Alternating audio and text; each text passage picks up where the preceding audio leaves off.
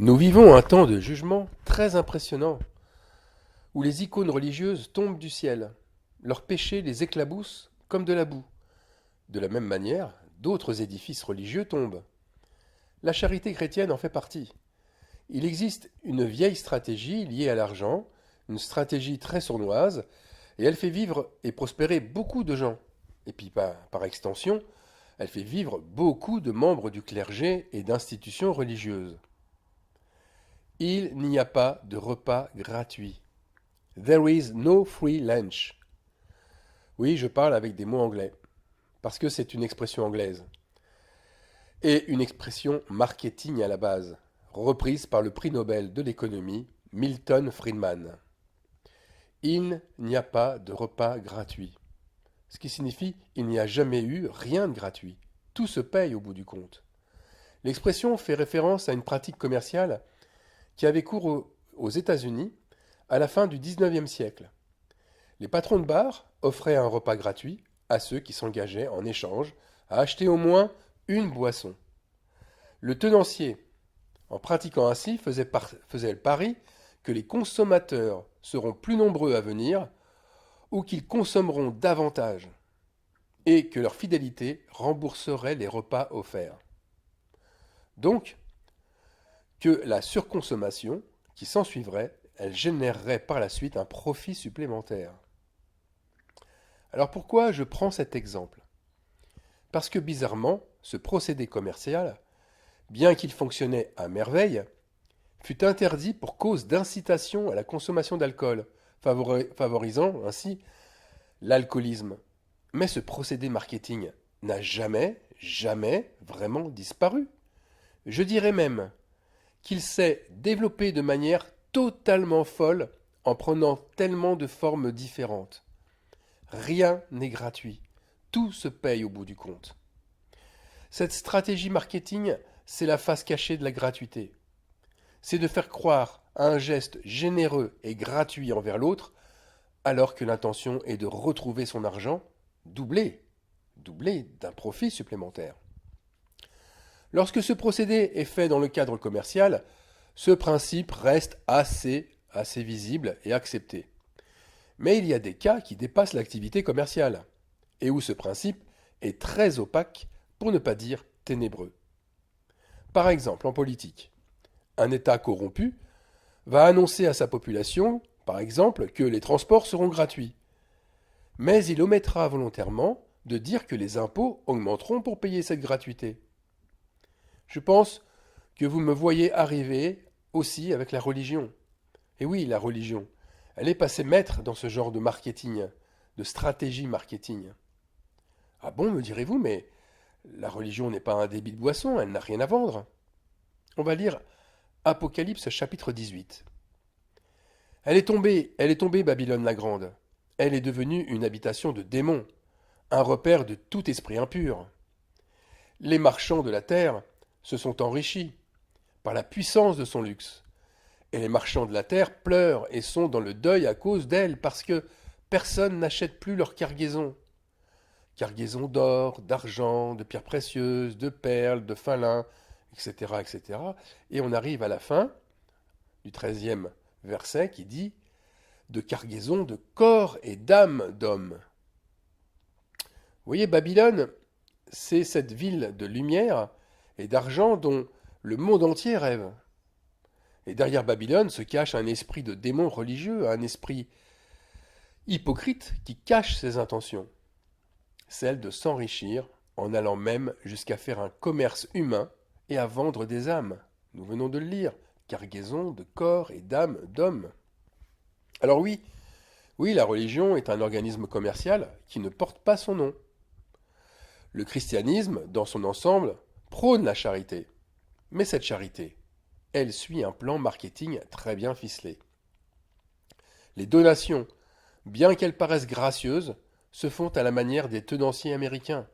Il n'y a pas de repas gratuit. Les églises vivent au moyen des dons et de la générosité de leurs bienfaiteurs, comme du commerce qu'elles entretiendront par la suite avec d'autres. L'acte marketing des assemblées chrétiennes, comme il ne saute pas aux yeux, eh bien, il est très pervers. Alors, Quand un membre qui est démuni reçoit une aide financière ou une aide matérielle, sans qu'il le sache au départ, il devient redevable. Rien n'est gratuit, comme je l'ai dit. Tout se paye au bout du compte. C'est-à-dire que la personne ou l'institution religieuse qui lui a fourni cette aide, en disant qu'elle provient de la générosité de la communauté, eh bien, cette institution s'attend à ce que le démuni paye néanmoins ce qu'on lui a offert gracieusement. Oui, oui, vous avez bien entendu. Cette institution ou cette personne s'attend à ce que le démuni paye. Et comment va-t-il payer lui qui n'a rien? D'abord avec son âme, en devenant lui-même un fidèle de la communauté, en épousant sa foi, et même en amenant d'autres à devenir fidèles eux aussi.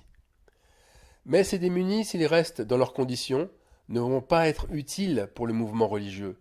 Ils doivent évoluer socialement. Et c'est alors le nouveau but des donateurs de faire évoluer une population démunie pour qu'elle devienne à son tour une source de gains, de nouveaux donateurs. On doit alors les aider à gagner leur vie. On doit les aider à gagner de l'argent. Ils donneront certes de petits dons, mais qu'importe. Le nombre de donateurs grandissant permettra de dégager des profits de plus en plus grands.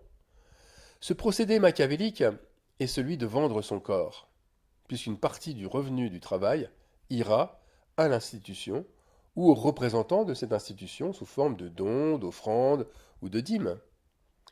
N'oubliez pas ce que faisaient ces bars en échange du repas gratuit. On consommait juste une boisson en échange.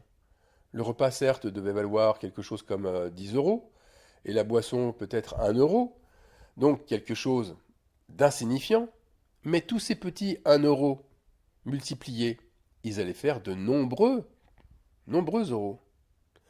L'Église catholique, qui n'est pas la seule à le faire, quel est le système religieux qui ne le fait pas aussi? Eh bien, l'Église catholique a investi partout dans le monde. Ses projets humanitaires sont considérables. Un nombre incalculable d'associations ou d'ONG ont proliféré, et surtout à partir de 1945. Et combien de catholiques, animés par un désir brûlant de venir en aide, partent en mission ou en voyage humanitaire? Ils vont partager leurs compétences, ils vont les enseigner. Il y a de très nombreux chantiers dans le monde, en Afrique, en Asie, en Amérique du Sud, pour aider des communautés défavorisées. Et le but est louable, puisqu'il vise à les rendre plus autonomes et à élever leur niveau de vie.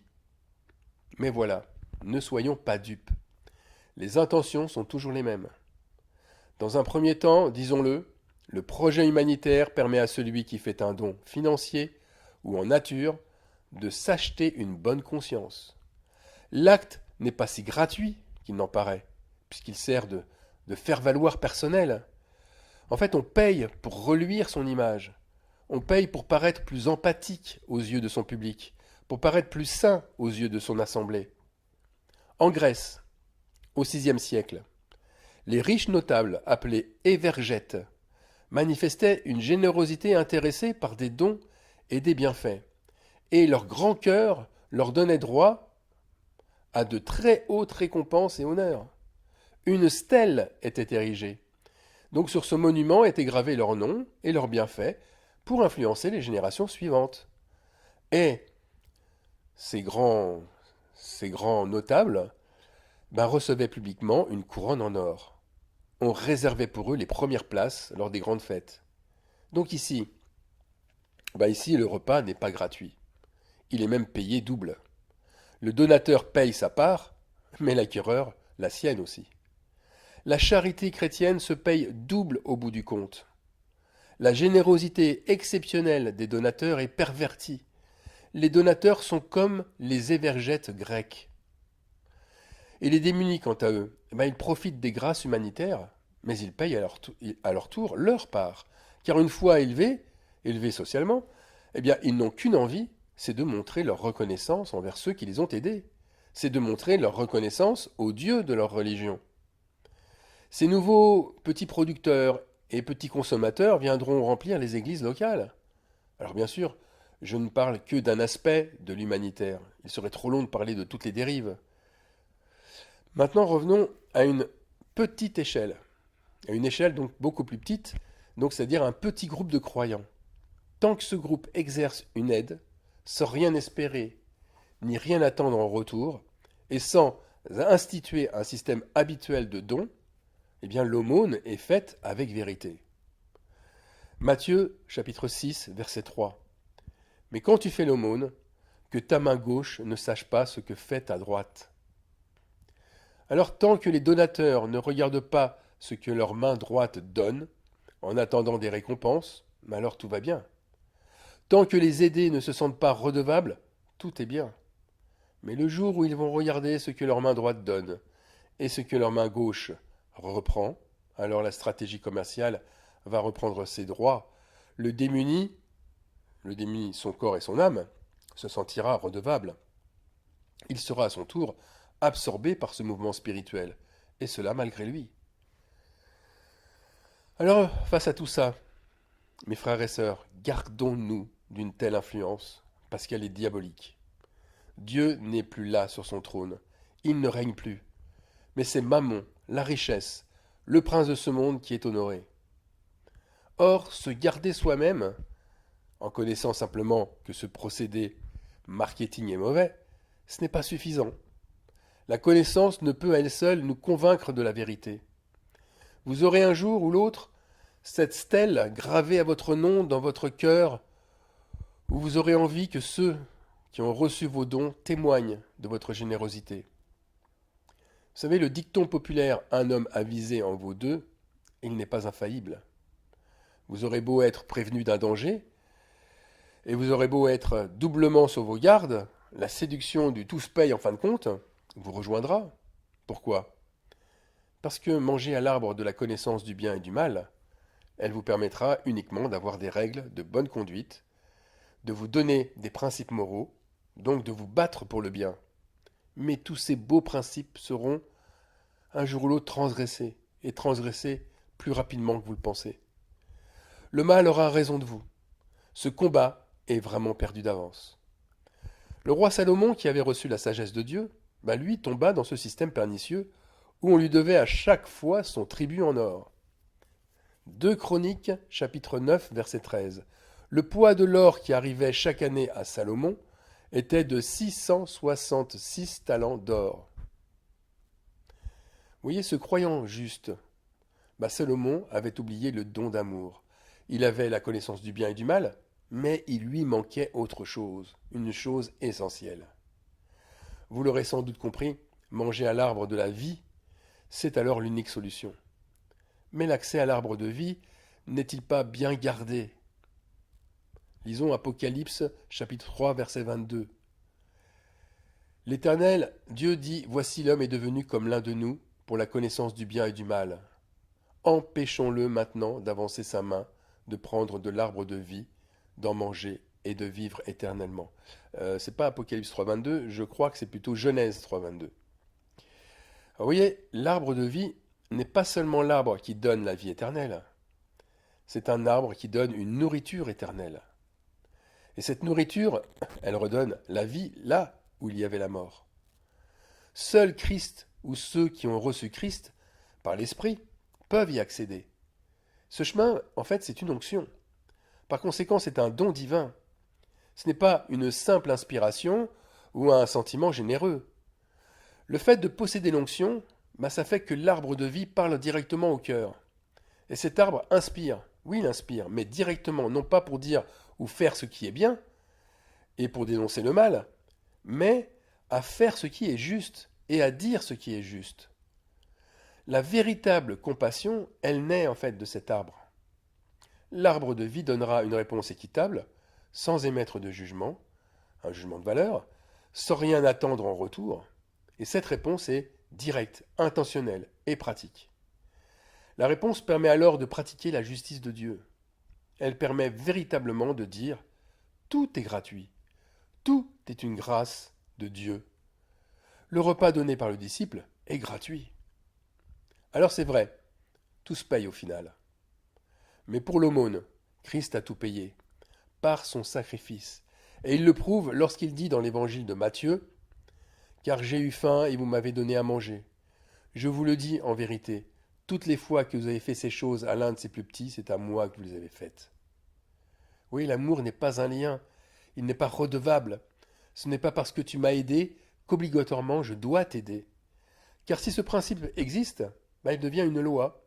Une loi, c'est une obligation qui transgresse le cœur. C'est un tue l'amour.